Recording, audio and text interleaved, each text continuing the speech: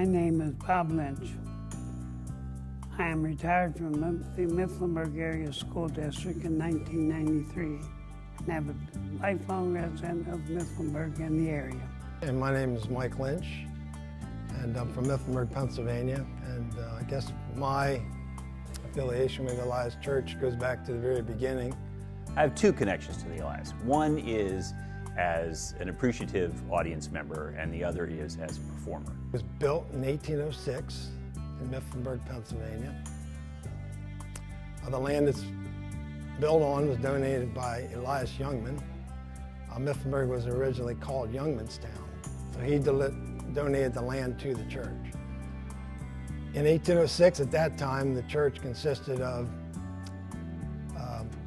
UCC, which is now the United Church of Christ, and the Lutheran Church. Back then, they were called the Lutheran Church, and then the UCC was called the German Reformed Church. There was an offshoot from the Dreisbach Church about 2 mile or 3 mile from Mifflinburg. That was the parent church, but it grew too large, spread out too much, and they decided to build the Elias Church in Mifflinburg. The two congregations shared the building. Now they shared this until 1857, so it operated as a church from 1806 to 1857. At that point, both congregations decided to split off and build their own facilities. So each church then bought some land about a block away, and they each built a separate church. The Elias Church was reconfigured and sold to the borough of Mifflinburg as its high school. It remained a high school from 1857 through 1876. Then the Mifflinburg High School built a new building. And then they sold the Elias Church as well to a guy named Mr. Robert Wyrick. And he basically used it as a barn until 1904. So from 1876 to 1904, it was used as a barn. There was a newsletter that the German Reformed Church put out in 1885, and it listed a description of the interior of the church, what it was like in 1828 and what it was like today. In 1828, it gave a complete description of the inside, which is where we got a lot of our forensic information, and also it gave a description of the current building.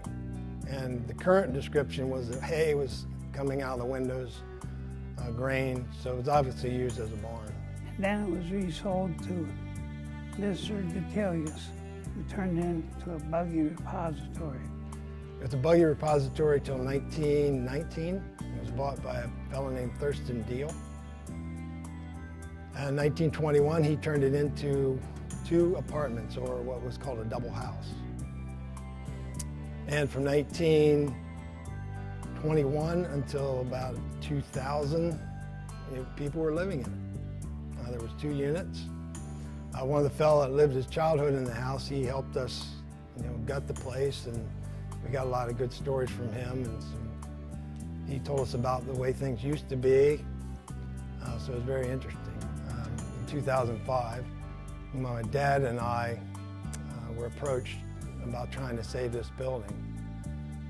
It was going to be sold. It was actually listed on eBay.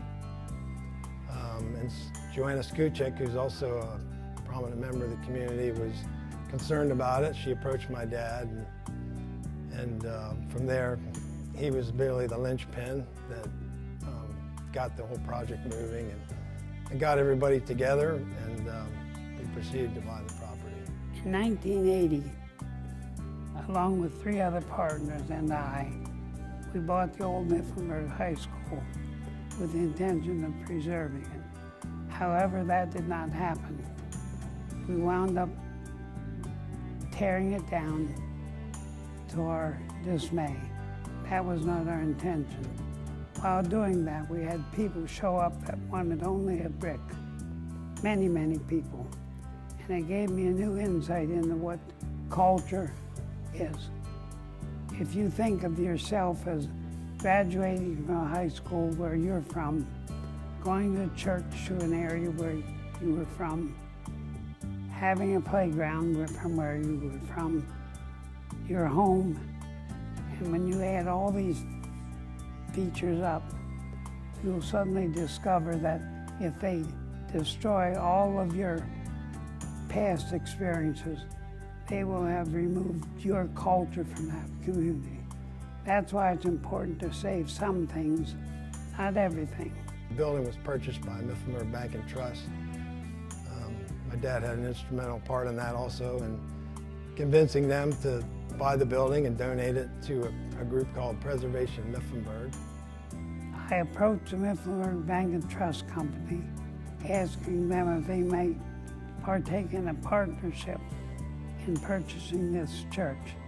They graciously gave us $35,000 plus $2,000 operating expense. The PMI, Preservation Mifflinburg Company, was a private organization who we approached to take the ownership of this because we had to find somebody who would permanently own it. They agreed to do that. In time, the ownership was changed over to Mifflinburg Heritage and Revitalization Association. So 2005, we weren't really sure what we were going to do. We thought we were going to restore it. We didn't know how. So we just got in there. We had probably 60 volunteers here and there that just started gutting the building. Next 10 years, we have diligently worked at demolishing the church and then rebuilding it with the help of Frank Stroik, a local preservation expert. So we have been at this since 2004. It's been a labor of love, I think, for the people in Mifflinburg who have made it a point to take this historic building and, rather than allowing it to be torn down, to resurrect it. What was interesting for me the most was the emotional connection that I had during this whole project. And I found an article written in the Mifflinburg Telegraph in 1919. An editorial by a guy named Mr. Ben Chambers. He grew up in the church. I think he was baptized in the church. He may have gotten married there, I don't know. But reading the editorial, he had very deep emotional connections. Well, he lived in California. So he sent an editorial back to Mifflinburg and it got put in the paper. And one of the quotes that I read that just stuck with me more than any is he wrote in there, and I could feel the passion in his voice. He said, "Surely there are hallowed memories around this once sacred edifice that will interpose before further destruction is permitted." And I just thought about that for a little, and I'm thinking, wow, I think Mr. Chambers would be pretty proud with what we've done. And it serves as a performance space for music, for drama, for other kinds of events, and it's an intimate and warm space that provides a really excellent audience experience.